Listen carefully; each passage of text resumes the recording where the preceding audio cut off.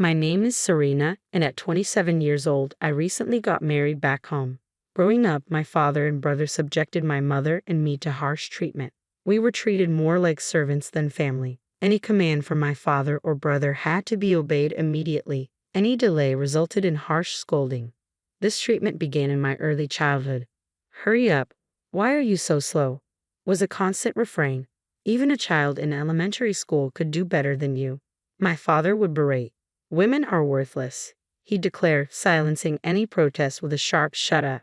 My chores began from preschool age, but the demands intensified when I started elementary school. While my father and brother lounged, my mother and I were kept constantly busy.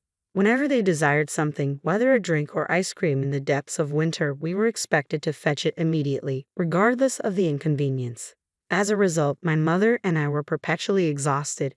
She often wept, apologizing to me. "I'm sorry, Serena. It's because I'm weak that they treat you like this." "No, Mom," I reassured her. "Someday, I'll leave this house. I'll stand on my own feet and escape from Dad and brother." Concerned, I asked, "But what about you, Mom?" Her reply was simple yet resolute. "As long as you're happy, Serena, I'll be fine." When I reached 10th grade, thoughts of attending college began to occupy my mind. However, my father firmly believed that women did not need higher education. His traditional mindset dictated that a high school diploma was sufficient for a woman. Despite this, I was enrolled in a college preparatory program, and all my friends were making plans for university. I had a passion for learning and was determined to pursue higher education. Initially, my father opposed the idea, but my mother intervened. "She excels in her studies. That's why I support her going to college," she asserted. This sparked a confrontation. "Are you challenging me? I've said it countless times, women don't need education." My father retorted, "What good will it do when all she'll do is cook after marriage?" My mother stood firm, countering, "Education is never wasted. It will prove useful even after marriage and children." Reluctantly, my father agreed, but refused to finance my tuition. Undeterred, my mother used her savings to support my college aspirations. I was accepted into my first choice university, a private institution. Grateful yet burdened by the expense, I embarked on my college journey, which ultimately led me to meet my husband. I had always harbored a fear of men, but he changed that for me. He was remarkably kind. Our paths crossed at our college club where his cheerful demeanor and knack for making others laugh stood out. Having grown up under the shadow of my father and brother, for the first time, I found myself feeling positively towards a man. I began to entertain the idea of dating someone like him, though I kept my feelings hidden and couldn't muster the courage to confess. As a result, we never dated during our college years. It wasn't until after graduation that we met again at a reunion. He had transformed into a sophisticated city man, a stark contrast to my rural upbringing in New York family home. During my university years, I had lived independently in an apartment, and after graduating, I found myself working in Manhattan, where I was known simply as Plain Jane at my company. I wasn't sure if someone as plain as me was suitable for him, but when he asked me to visit, I couldn't refuse. We reminisced about our club days and soon started dating. A year and a half later, he proposed formally, and we got married. As we started our own family, I began to worry about my mother back at my childhood home. The thought of her enduring continued abuse from my father and brother made me feel ill. "Hi, Mom. How have you been?" I asked cautiously. "I'm fine, but how about you, Serena?" she replied gently. "I'm doing well. Danny helps a lot around the house, and he might even be a better cook than me." "Really? Perhaps he takes after his father, the chef." "Could be. But please don't worry about me, Mom. And make sure to take care of yourself too, dear." "I will, Mom." Her words were kind as always, but I sensed something troubling beneath the surface. I had a gut feeling that she was still suffering from my father and brother's mistreatment. They harbored a deep-seated disdain for women, but my mother, with her scared face, bore the brunt of their cruelty. Before I was born, my mother had an accident that left a prominent scar on the right side of her face. My father would cruelly call it hideous and disgusting, so she always kept that side of her face covered with her hair. It was heartbreaking to see my mother, who had been injured defending my father, being insulted in such a way. It became evident that my father didn't appreciate her at all.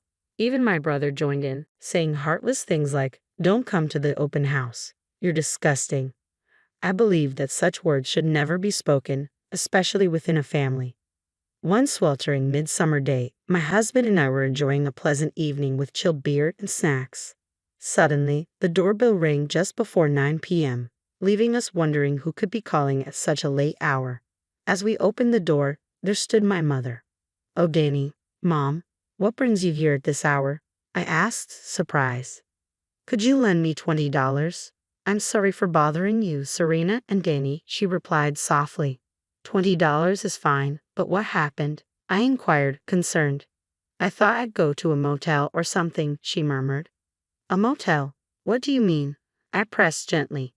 "Right now, all I need is a place to sleep," she explained wearily. "What? Why?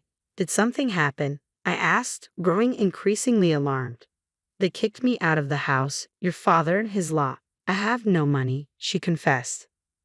I froze in shock, unable to comprehend. As I urged her to share more, the details she revealed were beyond horrifying. That evening after dinner, Mom was busy with her usual housework when Dad and brother began demanding more alcohol and ice cream. Mom left with only her coin purse and smartphone to get what they wanted. However, when she returned, she found the door locked from the inside. "Unlock the door. I brought everything," Mom pleaded.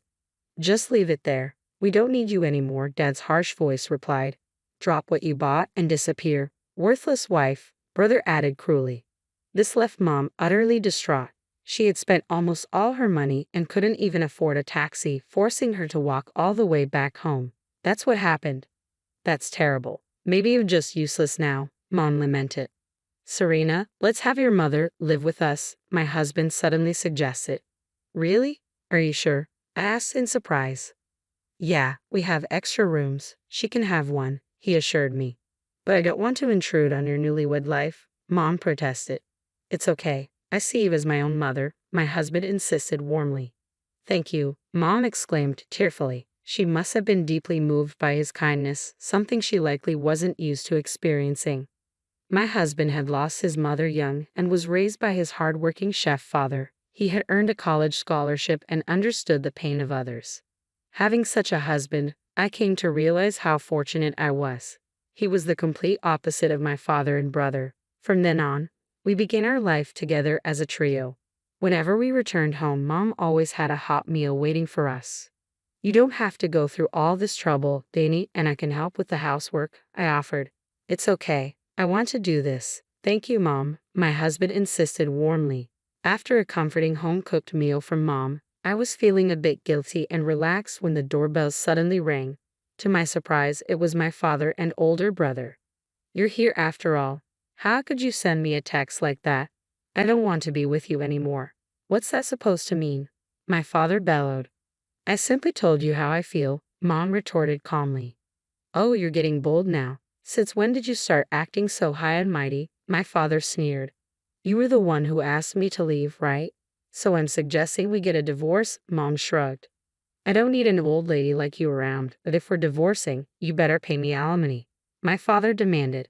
"Excuse me?" I was shocked to hear my father demanding alimony from my mother. I couldn't believe what was happening.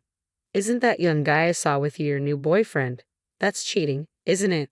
my father accused. "No, it isn't," Mom responded firmly. "Oh, you two seem quite close though. We didn't do anything improper," my mother calmly clarified. I was taken aback. I had no idea my mother had been involved with a younger man. Panic set in. Was she really having an affair? If so, it would be detrimental to her since she and my father were not yet divorced. Concerned about potential legal repercussions if my father's accusations were true, I glanced at my mother. To my surprise, she winked at me, silently reassuring me that everything would be all right. "You despicable, disgraced woman. You won't survive alone once we divorce. Go ahead, pay me and live your pitiful life," my father scorned. "I'm fine with divorcing. I have a job," she asserted calmly. "What? A job? But you've always been a housewife." My father was dumbfounded, echoed by my brother's shocked expression. Neither my father nor my brother had any knowledge that my mother had been employed. She had kept it a secret from them, confiding in me discreetly. She had explained that she wanted to avoid them becoming financially dependent on her. "Oh, I understand now. Let's start anew. Come back home," my father pleaded as soon as he learned about the situation with the money. But my mother's response was cold and resolute. "Why would I? I'm not coming back. I'm filing for divorce. What? Why? I'm offering to reconcile, my father exclaimed. Why do you speak down to me? I'm not the weak person I once was. I don't need a cheating man like you, my mother retorted firmly. The accusation of being the cheating man stunned my father. My brother, sitting nearby, was equally taken aback. Did you say something to my business partner, Emma? My mother questioned. Well, he's seeing a woman younger than Sabrina. It's disturbing, downright disgusting, my brother interjected. No, you've misunderstood. It's not what you think. My father protested vehemently. What's there to misunderstand? Can you deny this after seeing the photo? My mother confronted, displaying a picture she had discovered on her phone. It depicted my father in a close and intimate pose with a young woman named Emma, their faces almost touching. Seeing this, I couldn't help but feel disgusted by my father's actions. It was shocking to realize that this man was my father, behaving in such a despicable manner. How had my mother uncovered their relationship with Emma? It was through one of her business connections. During a face-to-face meeting at a cafe, my mother had noticed a ring on Emma's finger, one that bore a striking resemblance to a ring she had purchased years ago. Impressed, my mother had complimented Emma on her ring. Emma had responded, "Thank you. My boyfriend, an older man, gave it to me. It's secondhand, but I cherish it because of its value." This revelation fueled my mother's suspicion that my father had given Emma the ring. It was a unique diamond and emerald piece, custom-made just for her, making its disappearance from her jewelry box all the more damning. Convinced of my father's infidelity, she made her intentions clear. "I'll be seeking compensation for this affair, and we're getting a divorce," she declared. "What? Who's going to take care of all the housework then?" My father protested. "Really? You and your son can manage, can't you?" I interjected, knowing well their incompetence in domestic tasks. They had always relied on us women to handle everything, so they would undoubtedly struggle if my mother left. It made me question why they had driven her away in the first place. That's when I resolved to intervene. "Why would you chase Mom away if you can't manage without her?" I demanded. "It was just to hurt that woman. I wanted her to suffer. I'm not the villain here," my father defended himself. "You're still saying that. You're the one who cheated. You're despicable and disgusting," I retorted, finding a newfound strength to confront my father and brother. In the past, I hadn't been able to stand up to them, but now, with the support of my husband and seeing my mother's resilience, I felt empowered to protect my family. Meanwhile, my brother was in tears, unsure of what to do next. It became apparent that he couldn't even cook a basic meal. His culinary skills were limited to bacon and eggs and salads. I questioned if those even qualified as cooking. If they were so incapable in the kitchen, perhaps living on instant ramen for the rest of their lives would suffice. My mother wasn't a servant or a housekeeper. Why should she return home cheerfully after being betrayed? It was clear my father and brother were not thinking straight. They couldn't even hold a coherent conversation. "Well then, since you've made your decision, we need to prepare. I'll find a good lawyer," my father declared. "Hold on. I don't care anymore. I'm definitely getting a divorce. Whether through mediation or a trial, it doesn't matter. I've endured emotional distress because of you, and I might be entitled to significant compensation," my mother asserted firmly. "No way. I won't allow it," my brother smirked arrogantly. "Even if we divorce, the parent-child relationship won't end," he retorted. "So, I'll still inherit when you're gone." "That's not happening. I'm cutting you out of my will. After the way you've treated me, I won't let someone like you inherit anything. Did you know that by specifying my will, I can prevent you from receiving any of my assets?" My brother's eyes widened in shock. He had never considered that his hurtful behavior could lead to such consequences. His outcry echoed loudly through our apartment complex. A burly man from the neighboring apartment, whom we usually avoided, emerged due to the commotion. He scolded my father and brother, who quickly fled as if fleeing for their lives. After my mother divorced my father, it was a difficult battle, but she secured substantial compensation. She completely cut ties with Emma, my father's mistress. My father appeared devastated, and my brother, realizing he wouldn't inherit anything, fell into a deep gloom. My father's career suffered, and he was gradually demoted to less significant roles before eventually choosing to resign. Meanwhile, my brother, working as a freelancer, struggled to make ends meet on his own. He reached out to me for help, but I ignored his calls and messages, cutting off contact.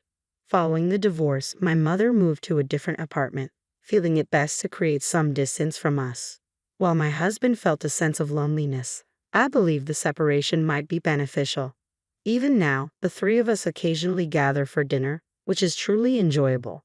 However, soon we will become a family of 4, as I am pregnant. I have no intention of allowing my child to meet their grandfather. I cannot bear the thought of such a despicable man being near my child.